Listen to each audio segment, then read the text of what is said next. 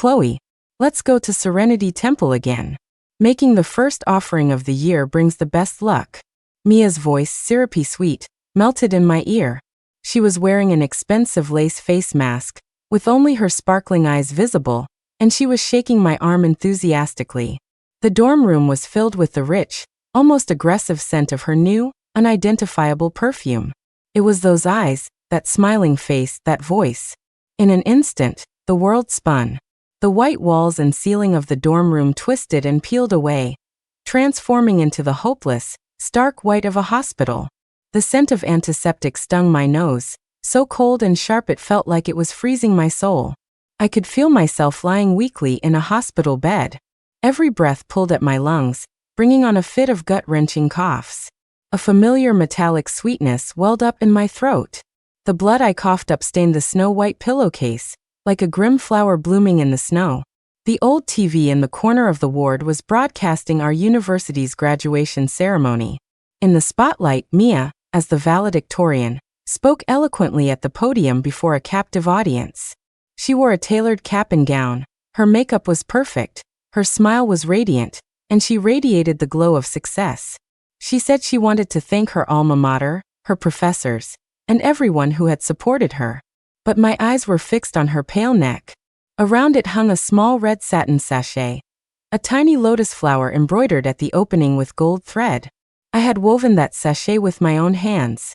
The ashes inside were from the first offering at Serenity Temple, the ones I had knelt on a cold prayer cushion to painstakingly gather for myself.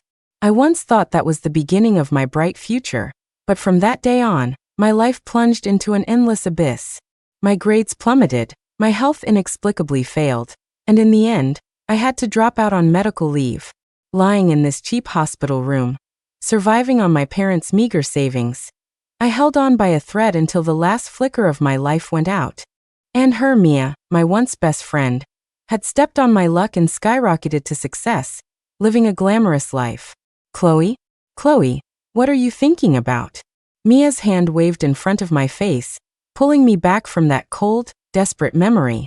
The scene before me refocused. She still had that same innocent act, her eyes overflowing with what looked like concern. I was back in my junior year, the year before all the tragedy began.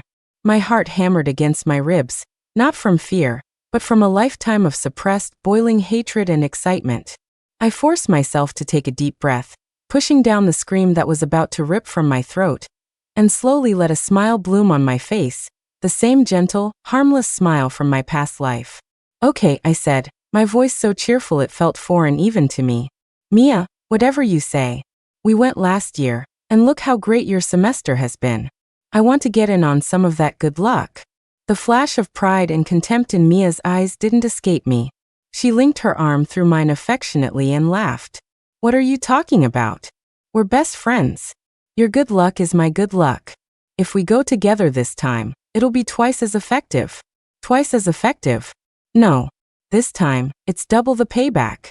That night, I took a half-day leave, using the excuse that my mom wanted me to come home to pick some things up and light an incense stick for my grandmother's ancestral tablet. I caught the last bus back to my hometown. My home was in a small, remote town where my ancestors were once a prominent local family. Although the family had fallen on hard times, an ancient ancestral hall had been preserved and was looked after by a distant great-uncle. The night was dark as I carried a dim lantern into the hall, which smelled of aged wood and old incense. In the main chamber, countless ancestral tablets were enshrined, creating a solemn atmosphere. I bypassed the main hall and went to a corner of a side chamber. There sat a separate censer, jet black and carved with menacing beasts, completely different from the others. This was the Lee family's censer of retribution. According to my grandmother, the incense of retribution burned within wasn't for blessings, but for punishing unfilial descendants who betrayed the family or disgraced its name. The last time it was used was decades ago, when a relative sold out the family's secrets for money and met a miserable end. Since then, the censer had never been lit, but a thin layer of dark gray ash still remained at the bottom. I knelt on the cold floor and kowtowed 3 times before the ancestral tablets. To my ancestors, your unworthy descendant, Chloe Lee, has encountered an evil person who has stolen my luck and ruined my life. I have come today to borrow the ashes of retribution, not to cause senseless harm, but to give her a taste of her own medicine, to make her reap what she sows and see that justice is served." After speaking, I carefully opened the brocade box I'd brought with me and used a small silver spoon to scrape out the dark gray ashes, placing them into a plain little sachet I had prepared. Then, I took some ordinary ashes from the main censer in the central hall and put them into another identical sachet. By the time I returned to my dorm, it was late. I took out the sachet with the ordinary ashes and carefully embroidered a lotus flower on its opening with gold thread, making it identical to the one I gave Mia in my past life. I placed the two sachets side by side in my palm. One held my shattered prayers from a past life, the other held the cold, calculated revenge of this one. "Mia, you want good luck? First, you're going to pay back what you owe me, with interest." For the next few days, Mia was unusually attentive. She buzzed around me like a busy bee, playing the part of the perfect best friend flawlessly. "Chloe, you have to try this new milk tea I bought. It's your favorite taro boba." She pushed a warm cup into my hand without waiting for an answer, the straw already thoughtfully inserted. "Chloe, is this problem a little tough? I just figured it out. Let me walk you through it." She would lean over my desk, using her limited edition fountain pen to sketch out the solution on my scratch paper, her tone a perfect blend of showing off and caring. "Chloe, let's go shopping this weekend. I know a store that just got some new dresses that would look amazing on you." Mia would enthusiastically plan our bestie time, as if our friendship were unbreakable. And I perfectly played the part of the slightly slow, naive Chloe from my past life, the one she had so easily wrapped around her finger. I accepted all her kindness, followed her every suggestion, and always wore a grateful and dependent smile. "Mia, you're too good to me. What would I do without you?" I'd say while sipping the milk tea, looking at her with admiring eyes. "Mia, you're so smart. You can solve even the hardest problems." I'd marvel at just the right moments as she explained things. Every time, I could precisely catch the flicker of satisfied superiority and hidden contempt deep in her eyes. To her, I was just a simple-minded stepping stone from a decent family, someone she could easily manipulate. The better I did, the more it proved her kindness and generosity, and the more it would lull me into complacency, making it easier for her to steal from me later. That afternoon, I was at the library doing research when she sent me a text. She said there was an important planning meeting for the student government that night, and she might be back late. She asked me to bring in her clothes from the balcony. I replied, "Sure, no problem," and went back to my books. This fake friendship was, for me, a play that required my full attention. I had to stay vigilant and not show any cracks in my performance. In the evening, I went to the balcony to get the clothes. Jenna, another one of our roommates, was also there. Jenna was introverted but perceptive. She was usually quiet and kept a polite distance from everyone. As she took her shirt off a hanger, she spoke, as if casually. "Chloe, I don't mean to be nosy, but I just think it's a little strange." What is?" I asked, folding Mia's dress, which smelled of her expensive perfume. "Mia, she seems to be asking other people about you lately." Jenna lowered her voice, a hint of hesitation in it. "Like what your family does if your parents are rich, stuff like that." The other day, I went to the cafeteria with her, and she was telling some students from another department that you're her best friend, innocent as a blank slate, and that she'll have to look out for you. My hands paused. In my past life, I'd vaguely heard similar rumors, but dismissed them as jealousy of our picture-perfect friendship. Thinking back now, Mia had been building this naive rich girl persona for me from the very beginning, so she could later attribute all my achievements to her help and guidance. I looked up and met Jenna's worried gaze, my face a mask of confused innocence. "You're overthinking it, Jenna. Mia's just looking out for me. We're best friends, you know? She's probably just asking around because she's afraid someone might take advantage of me." Jenna looked at me and opened her mouth as if to say more, but in the end, she just sighed and shook her head. "Maybe. Just keep an eye out for yourself." "I will, thanks," I said, giving her a genuine smile. After watching Jenna go back into the room with her clothes, the smile on my face slowly faded. Of course I knew what Mia was doing. She didn't just want to steal my luck, she wanted to control me mentally, to turn me into an accessory for her own shining halo. That night, Mia came back from her meeting with a late-night snack for me, sticky rice cakes from my favorite shop. "Chloe, you must be hungry. Eat up while it's hot." She pushed the container toward me, acting like the best friend of the year. While I ate the soft, sweet cakes, I spoke in an almost childlike tone, as if I were sharing some incredible secret. "Mia, I had a dream last night. I dreamt of an old man with a white beard. He said that if you're sincere, your prayers will be answered, but you can't keep good fortune all to yourself. He said you and I are destined to be best friends, and that I have to share half the luck we get from Serenity Temple with you."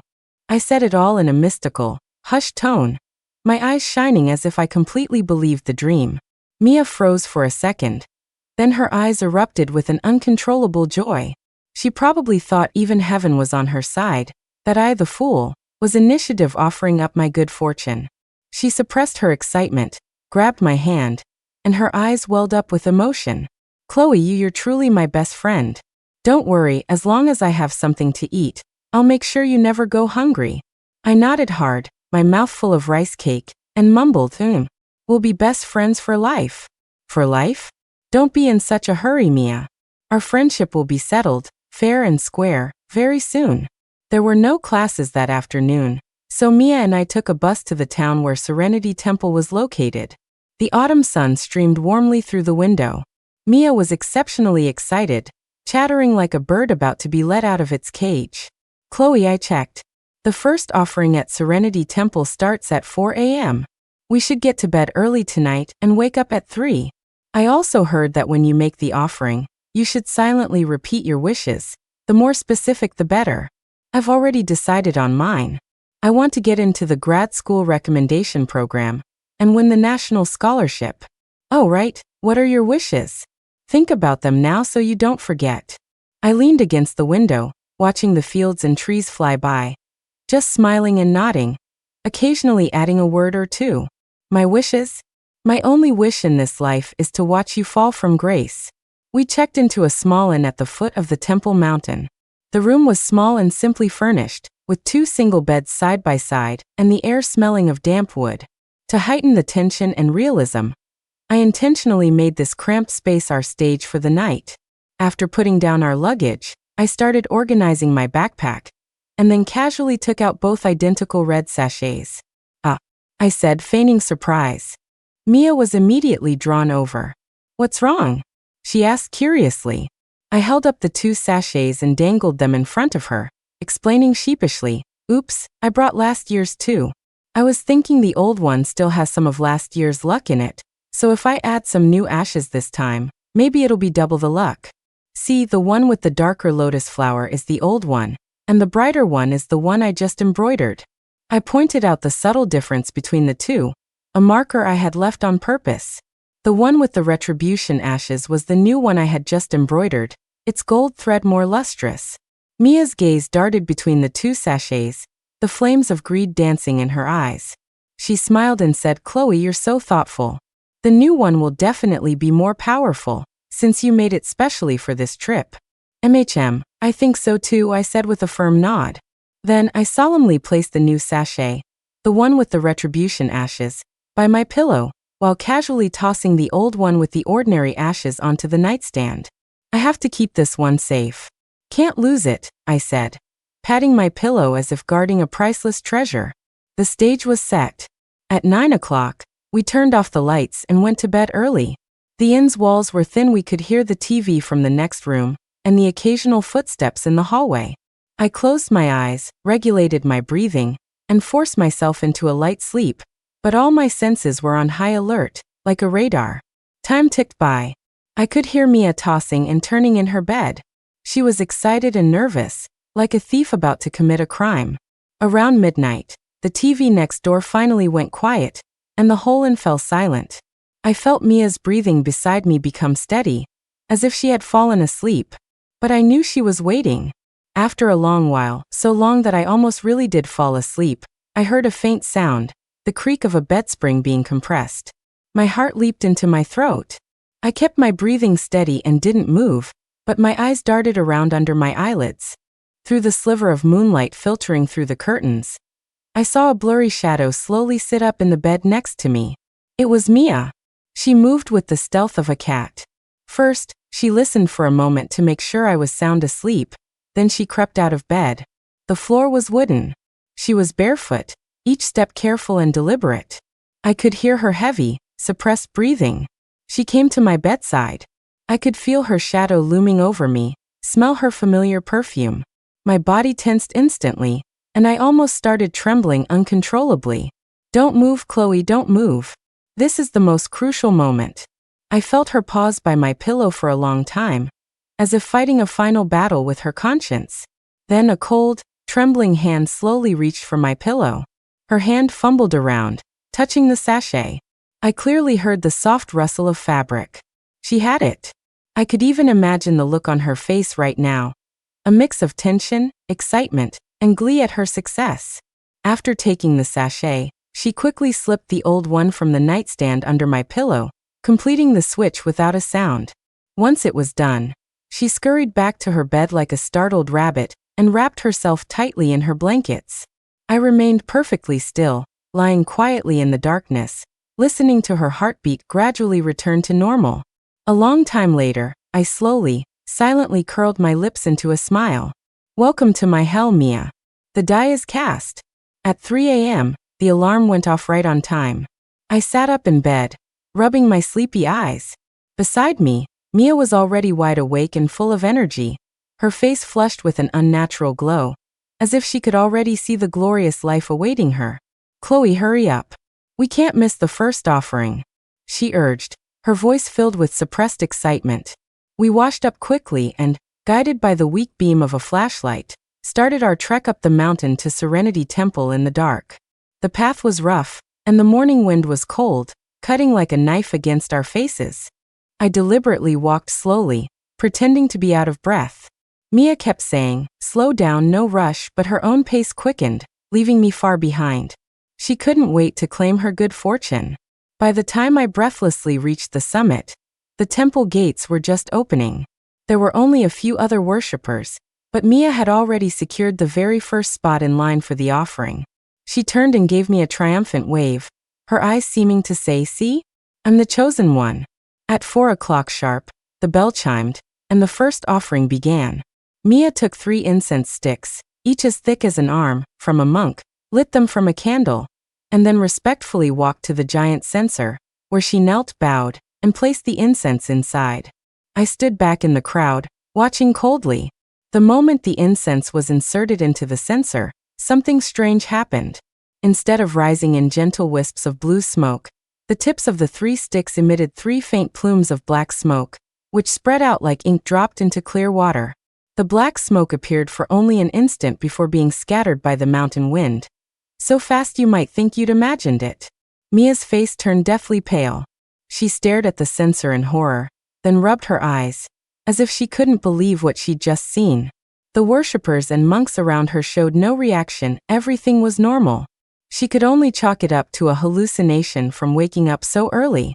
She took a deep breath, knelt back down on the prayer cushion, closed her eyes, and began murmuring to herself, her face regaining its pious and greedy expression. I lowered my head to hide the cold smile on my lips. That was no hallucination. That was the incense of retribution telling her, "The reckoning has begun." After the offering, the sky began to lighten. Mia's mood had clearly recovered. She grabbed my arm excitedly. "Chloe, I feel like I'm bursting with energy, full of good fortune. Getting into the grad program is a sure thing for me now." On the way down the mountain, she spent the whole time fantasizing about her wonderful future. And just as she reached a steep slope covered in loose gravel, I accidentally slipped and twisted my ankle. "Ah!" I cried out, falling to the ground. "Chloe, are you okay?" Mia immediately ran over, her face a mask of concern. My ankle. I think I twisted it. It hurts so much."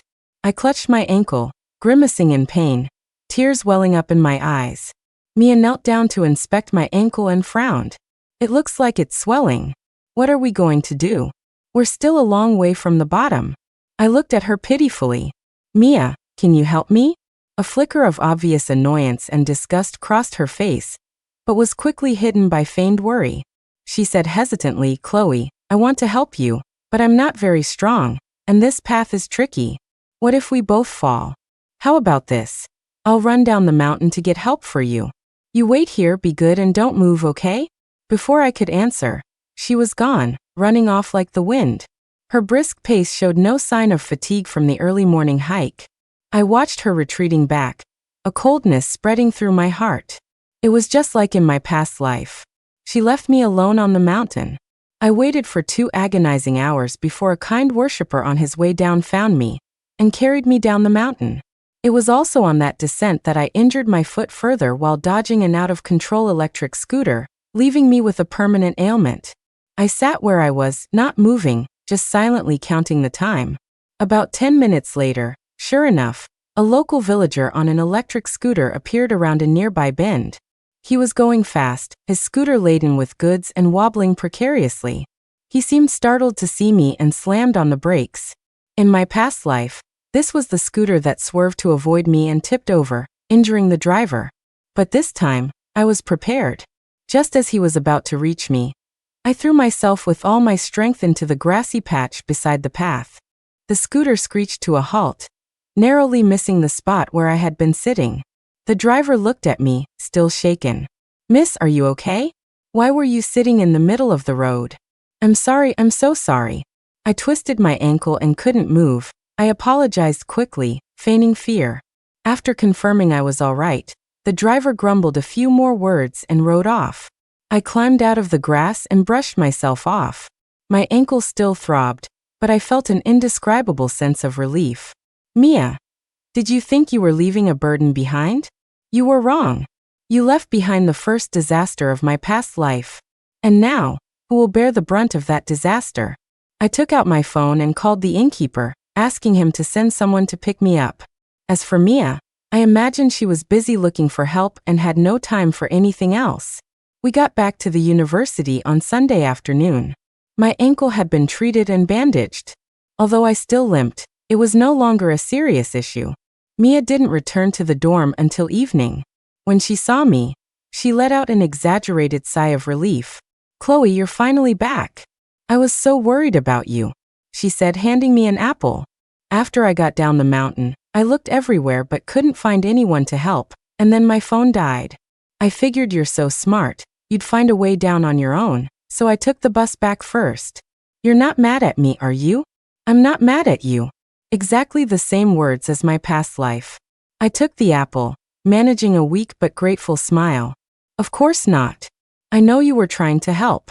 I ended up calling the innkeeper, and he sent someone to get me. "And thanks for the apple. We're best friends." "Don't be a stranger," she said, patting my shoulder, the pride in her eyes nearly spilling over. In her mind, she had played me the fool once again. Monday morning was a crucial pop quiz for a major course, and the grade would count toward our final GPA. The professor was known for being strict and hated tardiness. In my past life, I performed poorly on the quiz due to my injured foot and gloomy mood. Mia, on the other hand, got the highest score, solidifying her status as a top student. This time, I arrived at the classroom 15 minutes early, leaning on a crutch. I chose a seat in the back and took out my textbook for a final review. The bell rang, and the professor walked in on time, took attendance, and began handing out the papers. I scanned the room but didn't see Mia. Late. That wasn't like her. She was always so demanding of herself, especially for important assessments like this. When the quiz paper landed on my desk, I took a deep breath and began to write. I had done these problems in my past life and had reviewed them repeatedly in this one. They were second nature to me. Time ticked by, the only sound in the room the scratching of pens on paper. Nearly 20 minutes into the quiz, the back door of the classroom was thrown open with a bang. Mia stood there panting, her hair a mess, her face pale, and her forehead beaded with sweat. The entire class and the professor instantly turned to look at her.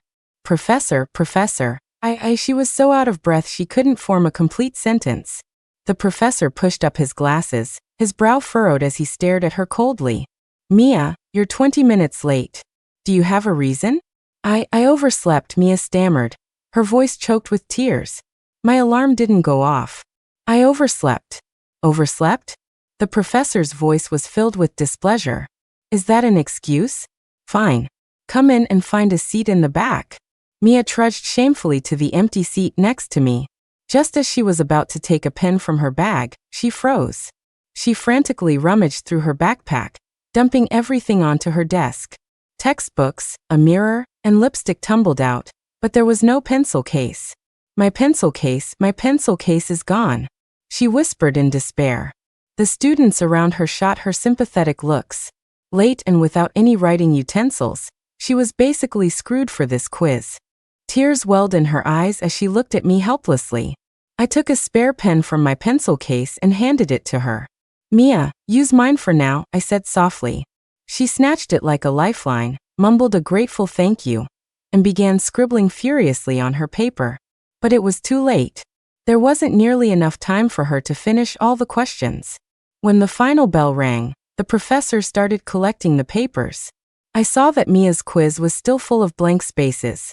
She slumped over her desk, her shoulders shaking as she cried silently. I quietly packed my things and limped past her on my crutch. Back in the dorm, I saw Mia's alarm clock sitting on her bedside table. I picked it up and saw that it hadn't failed to go off. She had set the Monday alarm to ring once and had turned it off the night before. For someone as meticulous as her, such a rookie mistake was almost unbelievable. That afternoon, Mia returned to the dorm, her eyes still red and swollen. She forced a smile when she saw me, but her tone was laced with resentment. "It's all because I was so tired from hiking yesterday. That's why I overslept." Some people, on the other hand, twist their ankle and still have the energy to study. "You must have done well, huh?" Her words were pointed and dripping with sarcasm. I just smiled and didn't respond. "Yes, I did do well. And you, Mia, this is just the beginning. Everything you stole from me, I will make you pay back, bit by bit, with interest. Your bad luck has only just begun." The quiz scores were posted quickly. I, unsurprisingly, got a perfect score. Mia, due to being late and leaving much of the test blank, received a barely passing grade. It was the worst she had ever done in her 3 years of college, bad enough to drag down her GPA for the entire semester. The result caused quite a stir in our class. Everyone was whispering, wondering if Mia was going through a rough patch, and how I, a previously average student, had suddenly become so brilliant. Mia barely spoke for days, a dark cloud hanging over her. She stopped asking about my day and looking after me. The occasional glances she threw my way were filled with a complicated mix of jealousy and scrutiny. She couldn't understand why, after returning from Serenity Temple, she was the one having all the bad luck. But she didn't suspect me. In her mind, I was still the simple-minded Chloe she could easily control. She chalked it all up to accidents and bad luck. But the real drama was about to unfold. During the class meeting on Friday afternoon, our academic advisor officially announced the selection criteria and spots for this year's graduate school recommendation program. Our major had 2 spots. The selection was based on 2 factors: the average GPA in major courses and a comprehensive assessment score. The GPA measured academic ability, while the comprehensive assessment included student government work, social activities, competition awards, and more. Each carried a 50% weight. The moment our advisor finished speaking, almost everyone in the class instinctively looked at Mia. She had always been the top candidate for the program. Her grades were consistently at the top. She was an officer in the student government, had organized numerous events, and had a rich portfolio of extracurricular activities. Almost everyone assumed one of the spots was hers. In my past life, that was exactly what happened. She got the recommendation without any trouble, while I, bogged down by a series of accidents and falling grades, had dropped out of the race early on. But now things were different. Mia's face was a little pale. Her failure on that pop quiz was a thorn in her otherwise perfect academic record. While 1 grade wasn't enough to change everything, it had certainly weakened her once solid advantage. And in the time that followed, I launched my counterattack. I no longer wasted my time on meaningless social events. I turned down all unnecessary gatherings and spent my days either in the library or the study hall. I reviewed, consolidated, and deepened my understanding of the material I had already learned in my past life. My goal was clear: to get the highest score on every upcoming exam and paper, using my academic strength to compensate for my shortcomings in the comprehensive assessment. My transformation did not go unnoticed by Mia. "Chloe, what's up with you lately? You're always in the library. You're turning into such a bookworm," she said one evening, feigning concern. "Getting into the grad program is about consistent effort, you know. Last-minute cramming won't help." Her tone carried a hint of subtle superiority. She didn't believe my last-minute cramming could pose any threat to her. I looked up from my book and smiled at her. I just felt like I hadn't fully grasped a lot of the material, so I wanted to catch up. "I'm still way behind you." My well-timed display of weakness pleased her. She nodded in satisfaction, reverting to her big sister persona, and said condescendingly, "It's good that you're thinking that way. Studying is a step-by-step process. The comprehensive assessment is really important too. You should participate in more activities when you have time. It'll be good for you." She thought I was still the naive little sister who needed her guidance. However, she had no idea that her own consistent effort was starting to fall apart. As the vice president of the student government's arts department, she was in charge of organizing the upcoming welcome party for new students. This should have been a great opportunity for her to boost her comprehensive assessment score, but for some reason, the preparations were plagued with problems.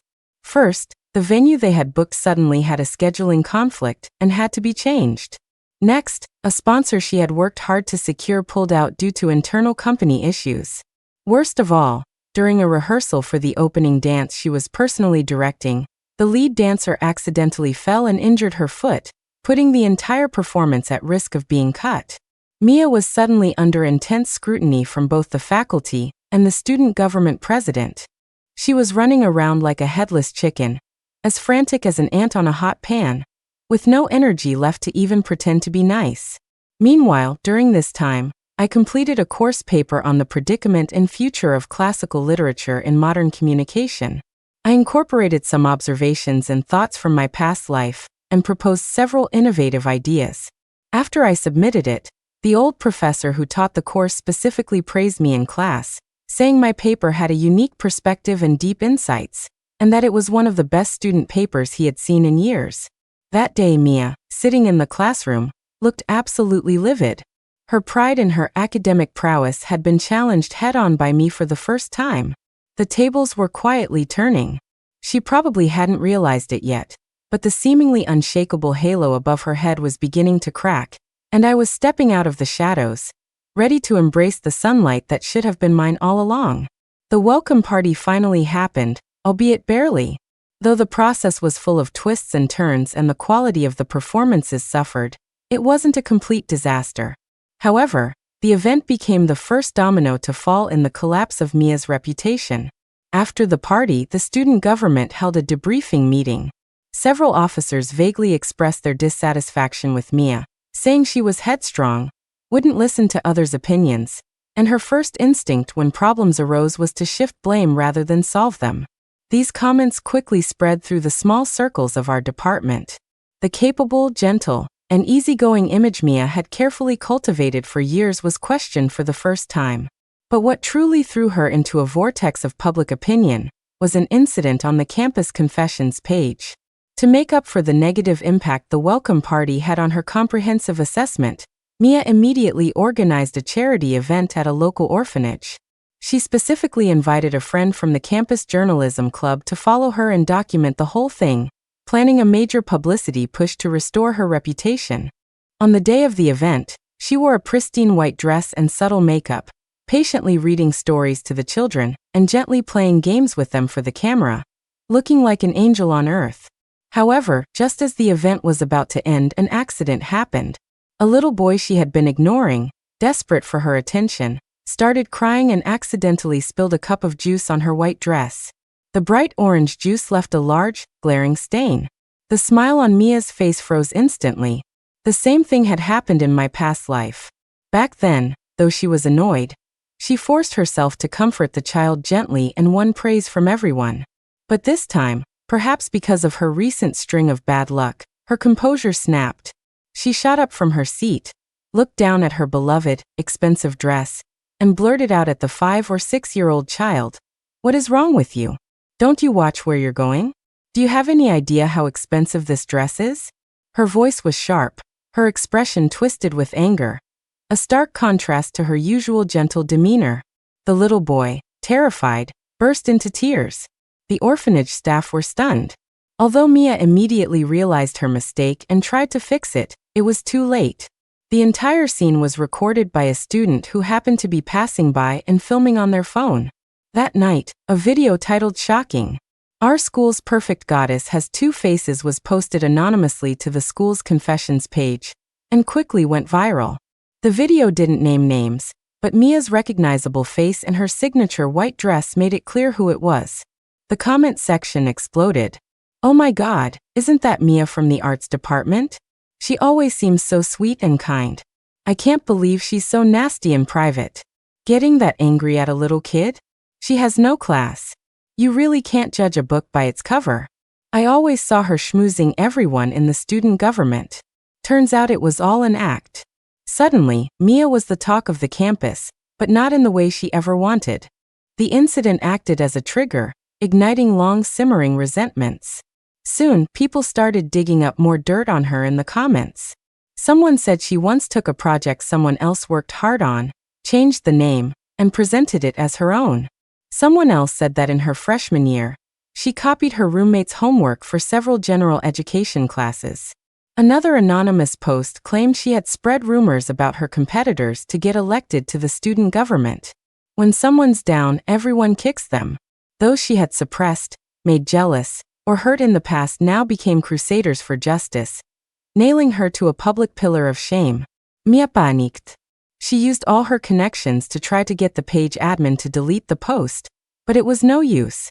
She came to me, crying her eyes out, insisting she had been framed and begging me to believe her and defend her to our roommates and classmates. I looked at her pitiful face, feeling nothing. Of course, I would help her. As she requested, I righteously defended her in our dorm room, saying that Mia wasn't that kind of person, that she was just tired that day, and that everyone was misunderstanding her. However, my explanations were pathetically weak against the mountain of evidence, and they only made our other roommate, Jenna, the one who had warned me before, see Mia's true colors even more clearly. Jenna said to me directly, "Chloe, you're too naive. Some people aren't worth defending. Whose homework do you think she copied? Don't you know? In our freshman year, Mia had indeed copied my homework. At the time, out of consideration for our friendship, I hadn't said anything.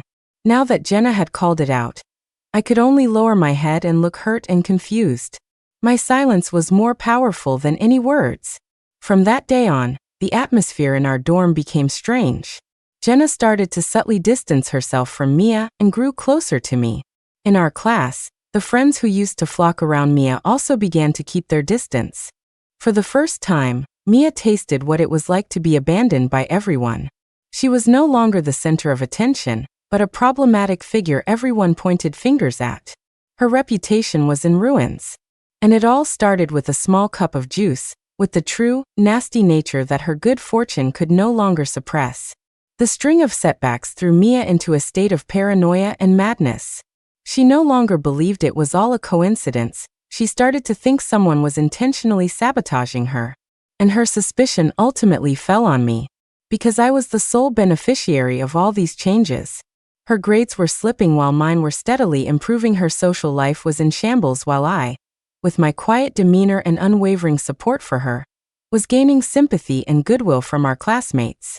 Most importantly, in the race for the grad school recommendation, the gap between us was visibly shrinking. I was even on the verge of overtaking her. She couldn't understand why the plain, average Chloe she had always looked down on had suddenly become so lucky. So, she blamed all her resentment and frustration on me. Convinced that my very existence was jinxing her, she began a frenzied counterattack. She dropped all pretenses of friendship and started targeting and isolating me at every turn. I'd come back from getting water to find my thermos accidentally knocked over. My blanket, hung out to dry on the balcony, would be accidentally dampened. Pages would mysteriously go missing from the books on my desk. These petty, insidious acts, while not causing any real harm, were enough to drive anyone crazy. I didn't confront her. I just silently endured it all, watching and noting her every move. However, when she saw that these minor harassments weren't affecting me, she escalated her tactics and resorted to the most vicious trick of all, spreading rumors. She started whispering lies about me to anyone who would listen. She told people I was secretly manipulative and would do anything to get the grad school spot, that my twisted ankle was fake, just a ploy for sympathy. She said the reason my grades had suddenly improved was that I was secretly paying the old professor, who had praised me for private tutoring. Worst of all, she began inventing rumors about my personal life.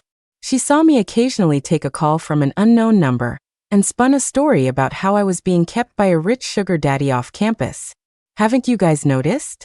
Chloe's been using more expensive skincare lately, and she often goes out alone at night. How can a girl from an ordinary family afford all that? I even saw a luxury car parked at the school gate the other day, and she got out of it. The driver was a middle-aged man. He didn't look like a good guy. These rumors spread like a virus across campus. The jealousy of the girls and the dirty imagination of the guys were the perfect catalysts. Soon, wherever I went on campus, I could feel strange looks directed at me. Those looks were filled with contempt, suspicion, and schadenfreude. The whispers and pointing behind my back were like a constant swarm of flies. Look, that's her. I heard she has a sugar daddy. You wouldn't think so, she acts so innocent. She'll do anything to get into grad school. So disgusting. During that time, I was under immense mental pressure. I felt like I was back in my past life, isolated and misunderstood by the world, on the verge of being swallowed whole. I knew this was Mia's last-ditch effort. She wanted to destroy my reputation completely, to wear me down mentally and physically, until I was too exhausted to compete with her anymore. One evening, I was walking back from the library when I saw Mia standing with a few other girls near the dorm entrance. They stopped talking the moment they saw me, but their undisguised looks of contempt were like poison-tipped daggers aimed right at me. One of the girls said loudly in a snide tone, Well, look who's back from her sugar daddies. Had a profitable evening, did we? A wave of laughter followed.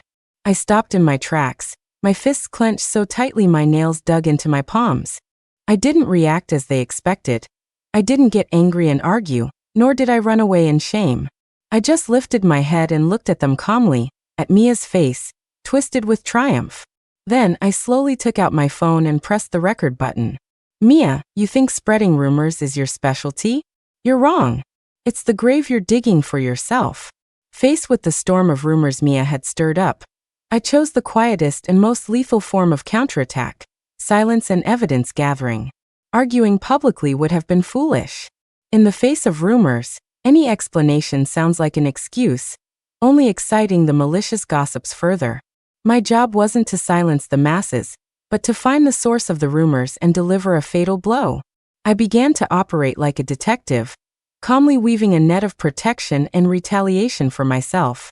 First, I needed to prove my innocence. Mia's claim that I had a sugar daddy was based on two pieces of evidence: my more expensive skincare and the occasional luxury car. I had bought the skincare products with money I earned from tutoring.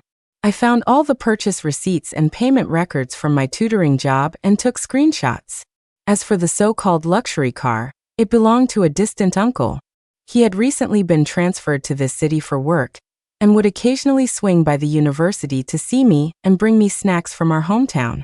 I asked my uncle to send me photos of him with my parents and a picture of his work ID. Second, I needed to debunk her slander about my academic life. She claimed I had bribed the old professor for private tutoring. I found every version of the praised paper on my computer, from the first draft to the final copy. The revision dates and my thought process were clearly documented, the best proof of my independent and diligent work.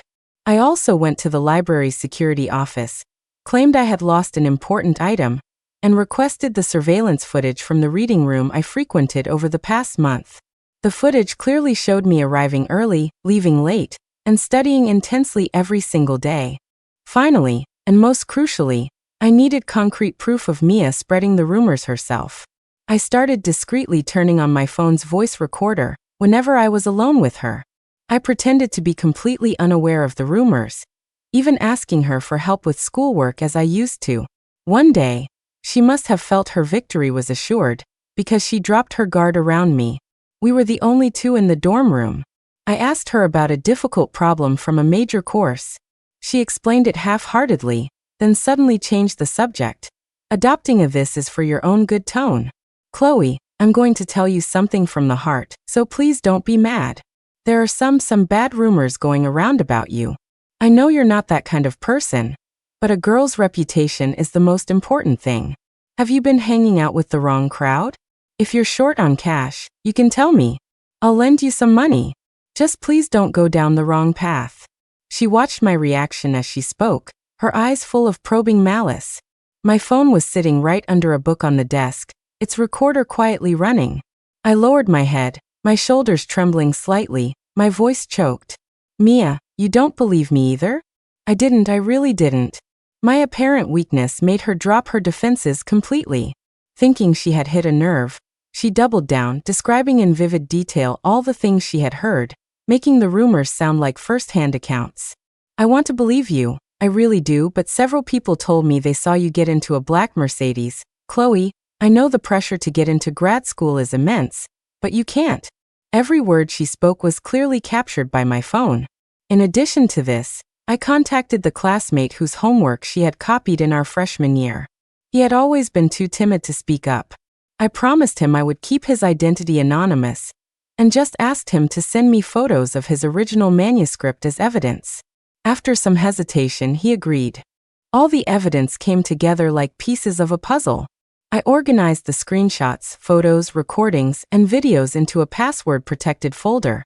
Then, I printed out some of the anonymous material about Mia's academic and student government fraud, and quietly slipped it into the suggestion box outside our advisor's office. I didn't play all my cards at once. This net had to be tightened slowly.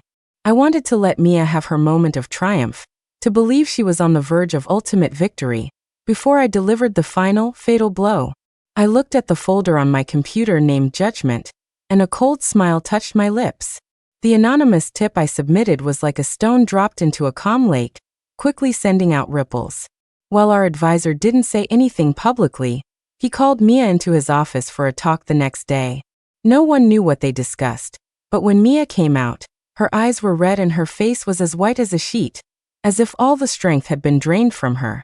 Clearly, the evidence of her taking credit for others' work and her academic dishonesty had made our advisor seriously doubt her character. And when it came to something like the grad school recommendation, character often mattered more than grades. This incident was the last straw that broke Mia. She completely lost control. That night, I had just finished showering and was returning to the dorm when she blocked my way at the door. Jenna and our other roommate were inside. The atmosphere instantly froze. Mia's eyes were bloodshot, her hair was a mess, and she stared at me like a cornered beast. Chloe, was it you? Her voice was hoarse and filled with venom. Did you write that anonymous letter? Why are you doing this to me? I looked at her calmly and didn't answer. My silence was, to her, an admission of guilt. She lunged at me, trying to grab my collar. Jenna reacted quickly and pulled her back. Mia, are you crazy? What are you doing? Let go of me. Mia struggled wildly, pointing a trembling finger at me and screaming hysterically. It was her. It has to be her. Ever since we came back from Serenity Temple, I've had nothing but bad luck, while everything has been going her way. Tell me, what did you do to me? Do you know some kind of witchcraft? Her words stunned everyone in the room. Witchcraft? I finally spoke, my voice tinged with ridicule and pity. Mia, have you been reading too many fantasy novels? Stop pretending. Her gaze suddenly fell on the sachet hanging by my bed, the old one with the ordinary ashes that she had swapped. As if discovering a massive secret, she broke free from Jenna, rushed to my bed, and ripped the sachet down, trying to tear it open. There has to be something in here. You swapped out all my good luck. I didn't stop her. I just watched her coldly, as if watching an ugly clown, and said, word by word, Mia, all your misfortune comes from your own actions. Instead of having a meltdown here, blaming non-existent witchcraft and a simple sachet. You should take a good, long look at what you've done. My voice wasn't loud, but each word was like a hammer blow to her heart. Her hands froze. I continued, you were late for the quiz because you forgot to set your own alarm. You lost your temper at the orphanage because of your own arrogance and selfishness. Your reputation is ruined because all the shady things you've done in the past came to light.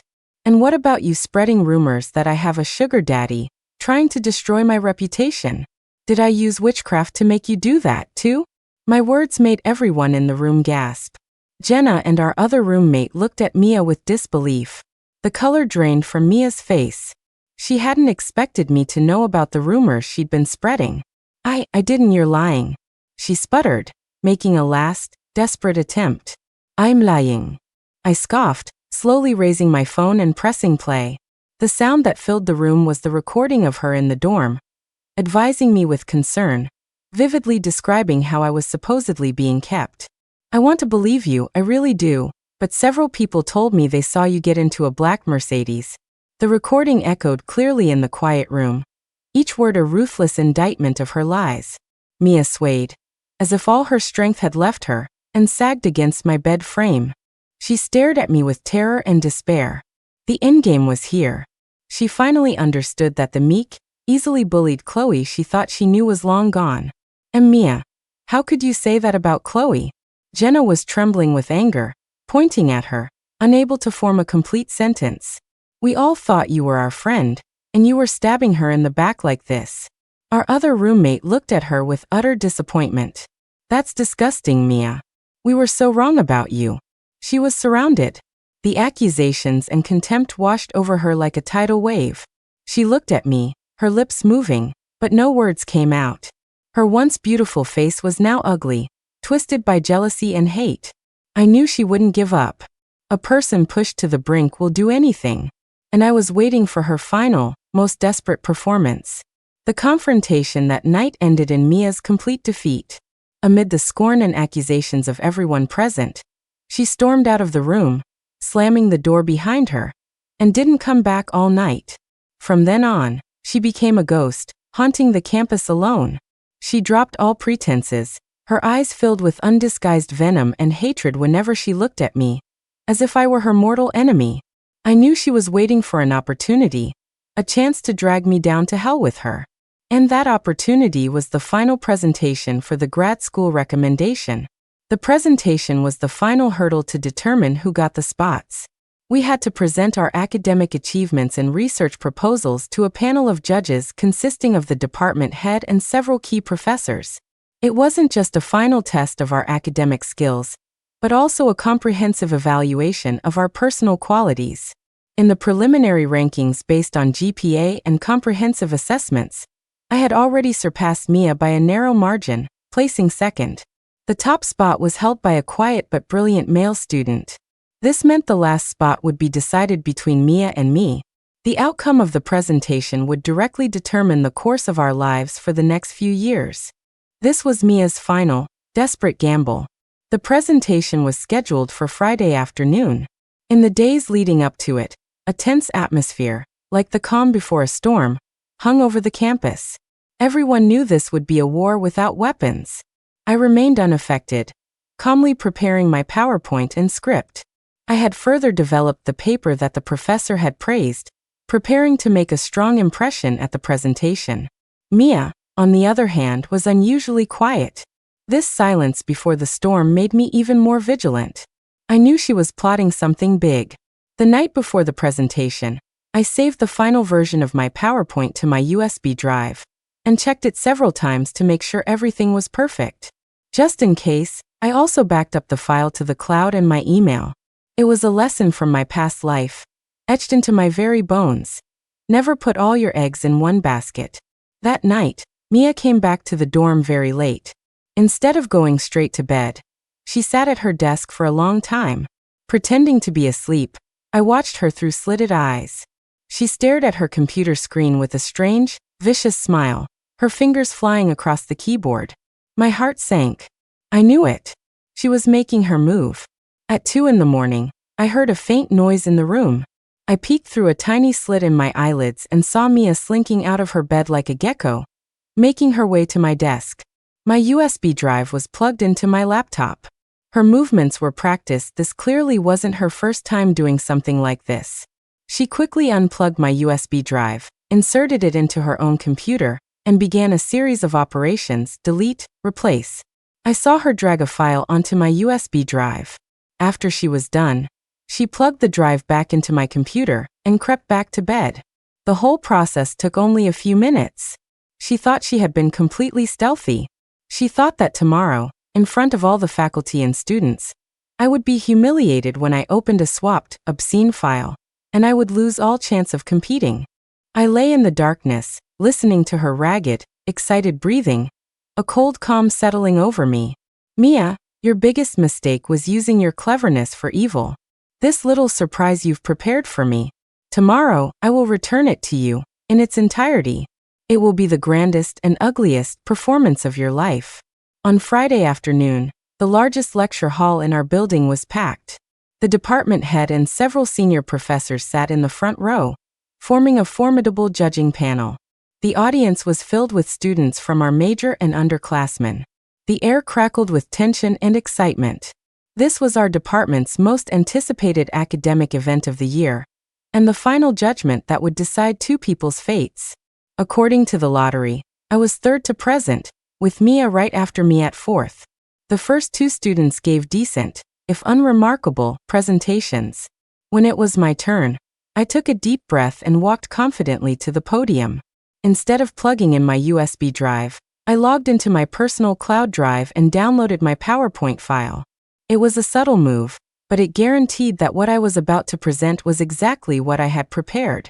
My presentation topic was the modern reconstruction of classical literature, a case study of online fiction. I used numerous examples and analyzed my points from the perspectives of communication studies, sociology, and more. My delivery was logical and fluent, my PowerPoint was well designed, and my content was solid. The professors in the front row nodded from time to time, their eyes showing approval.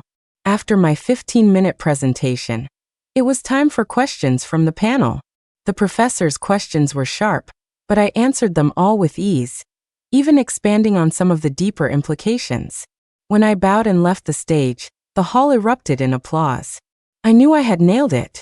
I returned to my seat and calmly looked at Mia, who was about to go on stage. It was her turn. She was meticulously dressed today in a tasteful dress, her face wearing a confident yet humble smile, as if all the recent negative press had nothing to do with her. She walked elegantly to the podium, bowed to the judges and the audience, and then inserted her USB drive into the computer. However, before starting her presentation, she didn't open her PowerPoint. She cleared her throat, a look of apology and hurt on her face, and spoke into the microphone, her voice nearly breaking.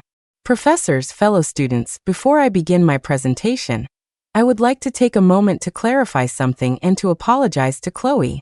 The entire hall fell silent. All eyes were on her. She looked at me, her eyes glistening with tears. Chloe, I'm sorry. I know you've been dealing with a lot of unfair criticism because of me, but I never meant to hurt you. We're best friends, aren't we? Her crocodile tears prompted a wave of whispers from the audience.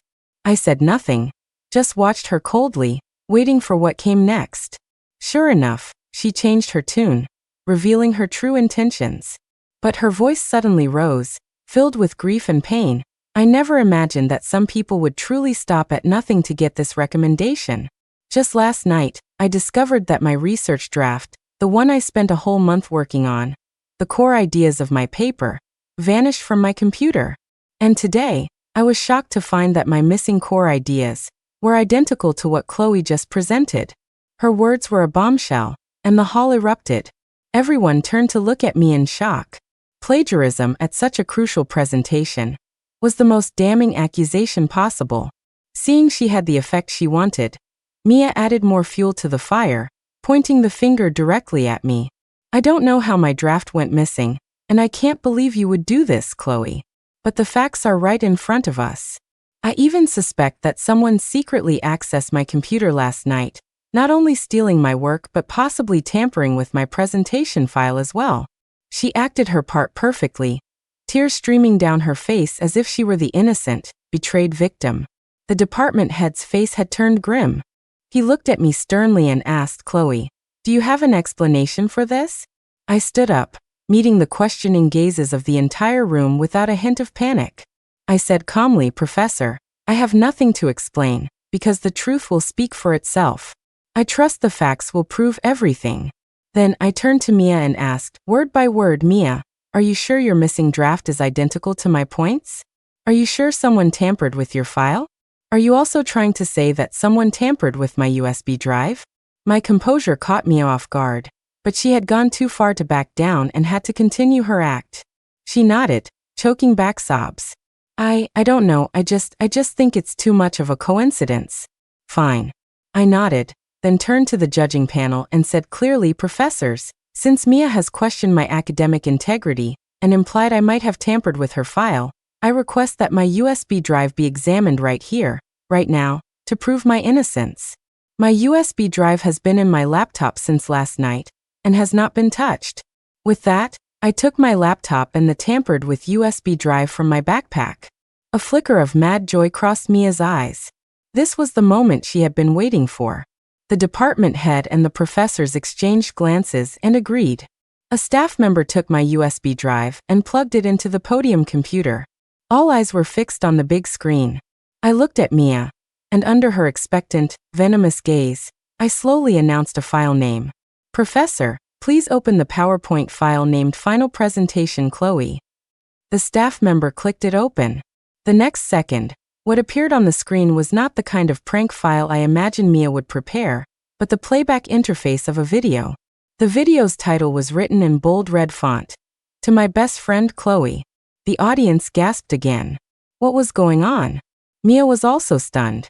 She hadn't expected this. Amid everyone's bewildered gazes, I calmly said to the staff member, "Professor, please play the video." The video began. The screen showed Mia's familiar face.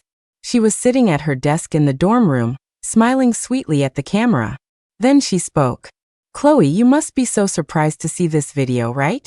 It's a special gift I prepared just for you.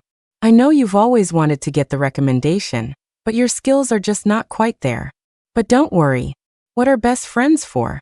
So I've decided to share my research with you." The Mia in the video, in a boastful and condescending tone, detailed how she had discovered that my paper and her draft ideas were mysteriously similar, and how she had generously decided not to pursue the matter, even helping me refine my arguments. Then the screen changed, and she began to show how she had kindly helped me polish my PowerPoint. She opened my USB drive's directory, deleted my original PowerPoint, and dragged in a new file. The file was blatantly named, "If a pig can get into grad school, why can't Chloe?" She clicked open the file, and the screen was immediately filled with grotesque, photoshopped images of me, paired with various insulting captions. "Ha ha ha ha. Do you like your gift? Tomorrow, when you open this PowerPoint in front of the entire department, you'll definitely be the center of attention. The entire department. Don't thank me. It's your own fault for getting in my way." At the end of the video, Mia gave the camera an incredibly vicious, twisted smile. The hall was dead silent. Everyone was stunned by the video's content. The truth had been revealed in the cruelest, most direct way possible. On stage, the color drained from Mia's face. She was frozen like a stone statue, trembling uncontrollably. She stared at the screen in disbelief, then at me, making a choking sound, unable to utter a single word. She never dreamed that the trap she had so carefully designed to frame me would be exposed by me in this way, in front of everyone. This was the final judgment I had prepared for her. After the video ended, the lecture hall remained deathly quiet. That silence was more damning than any loud accusation. Every gaze directed at Mia was like a sharp knife, slicing her hypocritical mask to shreds. What is going on here?" The department head was the first to react. He stood up, his face livid, his voice filled with suppressed rage. "Mia, do you have anything to say?" Mia's body trembled violently. Her lips moved, but no sound came out. Her mind was a complete blank. She couldn't process what was happening. She couldn't understand why the file she had swapped last night had turned into a video condemning her. Then I spoke calmly, my voice soft but carrying throughout the entire hall. Professor, I filmed this video last night with a hidden micro camera I placed on my bookshelf. I held up a small, inconspicuous camera disguised as a decoration. I knew Mia has had some misunderstandings about me lately, and I was worried she might do something irrational, so I took some precautions. I never expected to capture this. My words were the final nail in her coffin. No, it's not true. It's not like that. Mia finally broke down. She shrieked hysterically, it's her. She framed me. This video is fake. She faked it.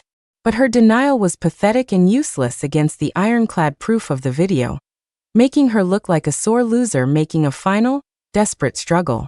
Our advisor and a few student government officers quickly went on stage and restrained the hysterical Mia. Our advisor looked at her with utter disappointment. Mia, you have disappointed me so much. The halls of academia have no place for slander and sabotage. The university will handle this matter seriously. Then he turned to me, his expression softening with apology. Chloe, I'm sorry you had to go through this. We have all witnessed your excellence. Rest assured, the university will see that you get justice. The farcical presentation ended with Mia being led away for investigation. The dust settled. That evening, the university announced its decision. Due to Mia's malicious slander, sabotage of another student, and other severe violations of academic ethics and school regulations during the graduate school recommendation process, the department had decided to revoke her eligibility for the recommendation, issue a major demerit, and circulate a notice of criticism throughout the department. And I, without a shadow of a doubt, secured that final, precious spot. When the news arrived, I was standing alone on the dorm balcony. The night air was cool, carrying away the clamor of the day. I took out the sachet I had kept, the one filled with the ashes of retribution. I didn't open it.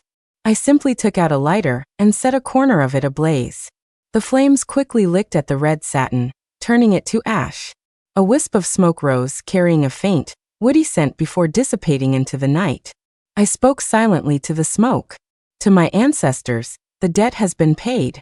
In truth, there was no such thing as magical ashes of retribution. The sachet contained nothing more than the most ordinary ashes from the main censer in my family's ancestral hall. It didn't represent some supernatural power, but my own resolve from that moment on, to no longer be weak, to no longer back down, and to fight back. What truly led Mia to her ruin was not some ethereal curse, but the insatiable greed, jealousy, and malice in her own heart. Her own demons, along with the evil deeds she committed with her own hands, brought about this final reckoning. I had only given her a gentle push on her path to the cliff. Cause and effect. It's as simple as that. A gust of wind blew away the last of the ashes. I opened my hand, as if letting go of all the weight and resentment of my past life. From now on, I would no longer be chained to the past. My life was beginning anew. After the grad school situation was settled, my life seemed to switch from a tense battle mode to a peaceful, pastoral one. With the burden of revenge lifted, I felt an unprecedented sense of ease and freedom. I didn't revel in the thrill of defeating my rival, because I knew my goal wasn't to destroy Mia but to reclaim the life that should have been mine and, finally, to live for myself. I used the scholarship I received for getting the recommendation to sign up for a weekend pottery class. I loved the feeling of shaping soft clay on a spinning wheel, molding it with my own hands into the form I desired. The process of focus and creation brought me immense peace and satisfaction. The earthy smell of the clay mixed with the coolness of the water felt like it was washing away all the dust and pain left over from my past life. My first finished piece was a small, rustic-looking pencil holder. I brought it back to the dorm and placed it on my desk. Whenever I saw it, I would remember myself in the pottery studio, sunlight streaming down on me, my hands covered in clay, smiling. I also started using my spare time to explore the city on my own. I was no longer cooped up in the dorm or the library. I'd grab my backpack and my camera and set out to discover the city I had lived in for 3 years but never truly known. I visited old alleyways and watched pigeons circle over gray-tiled roofs. I went to the avant-garde art district and stood before bizarre and wonderful installations. I hiked in the forest park on the outskirts of the city, listening to the wind rustle through the leaves on the yellow-carpeted trails. I started keeping a travel journal, recording everything I saw, heard, and felt.